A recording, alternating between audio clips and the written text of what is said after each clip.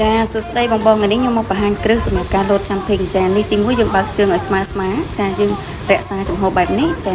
ហើយយើងរៀងអែនបន្តិចចាដូចខ្ញុំធ្វើបង្ហាញអញ្ចឹងចាបន្តមកទៀតខ្ញុំនឹងបង្ហាញទាំងអស់យើងមាន4ក្បាច់សម្រាប់ section ទី1ចាក្បាច់ទី1គឺយើងបោះជើងខាងឆ្វេងមួយខាងស្ដាំមួយចាទៅមុខ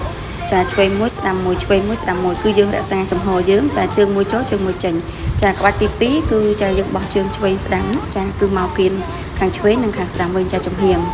ចាធ្វើដូចខ្ញុំធ្វើបែបនេះនេះគឺចាក្បាច់ទី2ក្បាច់ទី3គឺយើងបោះជើងមកខាងក្រោយចាគឺក្បាច់យើងចាចូលមួយចេញមួយណាចាយើងរក្សាចំហយើងបែបហ្នឹងចាចូលមួយចេញមួយចូលមួយចេញមួយចា